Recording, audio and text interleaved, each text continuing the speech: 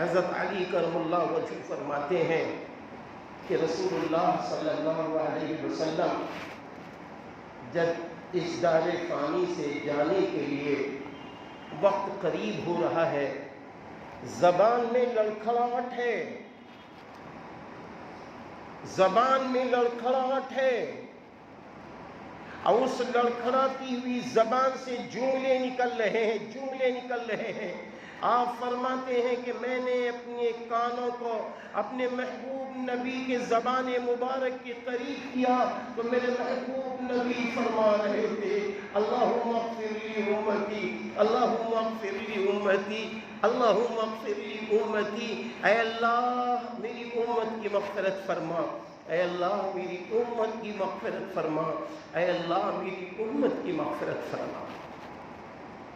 ذرا غور کرو، ایک موقع پر آپ صلی اللہ علیہ وسلم خاموش بیٹھے ہوئے ہیں، آنکھوں میں آنسو ہیں، آنکھوں میں آنسو ہیں۔ حضرت جبریل علیہ السلام تشریف لے آئے، فرمایا اللہ کے رسول، اللہ نے آپ کو سلام بھی بھیجا ہے اور پوچھا ہے کہ آپ مغموم کیوں ہیں، آپ خاموش کیوں ہیں، آپ غمزدہ کیوں ہیں، آپ کی آنکھوں میں آنسو کے قطرے کیوں ہیں؟ فرمایا جبریل مجھے امت کی فکر ہے، جبریل مجھے امت کی فکر ہے کہ میرے جانے کے بعد میری امت کا کیا بنے گا، میری امت کا کیا بنے گا۔ قرآن کریم نے آپ صلی اللہ علیہ وسلم کو تسلی دیتے ہوئے ایک موقع پر اللہ نے فرمایا لَعَلَّكَ بَاخِعٌ نَفْسَكَ عَلَىٰ آثَارِهِمْ إِن لَّمْ يُؤْمِنُوا بِهَٰذَا الْحَدِيثِ أَسَفًا۔ شاید آپ اپنی جان کو ہلاک کر دیں گے ان احمقوں کے پیچھے اگر یہ ایمان نہ لائے۔ میرے محبوب نبی راتوں رات پیچھے امت اماں جان حضرت عائشہ صدیقہ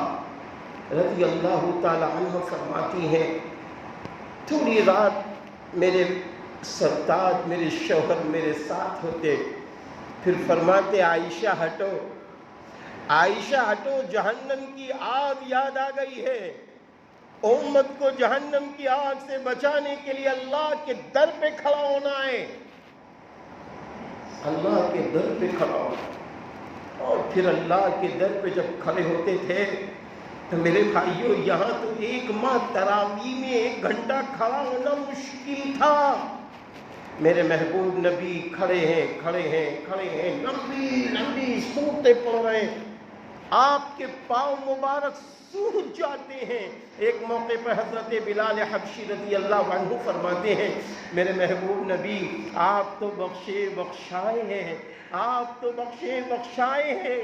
آپ ایسی عبادت نہ کیجئے کہ آپ کے پیر مبارک بھی سوکھ جائیں، کبھی کبھی خون بھی نکلنے لگتا ہے۔ تو میرے نبی فرماتے تھے بلال کیا میں اللہ کا شکر گزار بندہ نہ بنوں،